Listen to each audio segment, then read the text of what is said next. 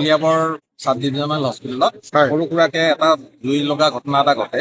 আমাৰ যিটো ছেকেণ্ড ফ্ল'ৰত এটিৰ কাষত ড্ৰাগ ষ্ট'ৰেজ ৰুম এটা আছে।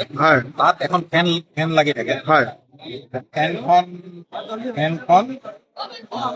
ফেনখন মানে ৱালৰ পৰা খহি পৰিল। কি ফেন?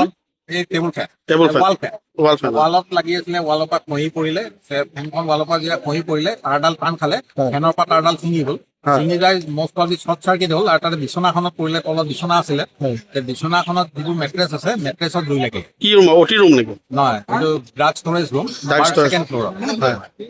ৰোগী কিবা হৈছে নেকি?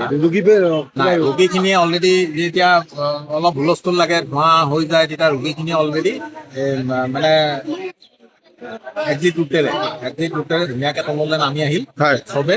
আৰু মই ডেপুটি চুপাৰিনটেণ্ডেণ্ট, মই আৰু আমাৰ SDMO sir doctor Biren Deori দুইজন ওচৰতে আছিলোঁ। দুইজনে দৌৰি আহিলোঁ। আমি গোটেই কৰ্মচাৰীখিনি আৰু আমাৰ এম্বুলেঞ্চৰ ড্ৰাইভাৰখিনি তেওঁলোকে যাই নিজে প্ৰথমতে এক্সটিংগুইচাৰ আছিলে, এক্সটিংগুইচাৰেৰে যিহেতু কাৰেণ্টৰ জুই, এক্সটিংগুইচাৰে কাৰ্বন ডাই অক্সাইড ব্যৱহাৰ কৰিব লাগে। সেই কাৰ্বন ডাই অক্সাইড এক্সটিংগুইচাৰে সেইটো জুই টুকুৰা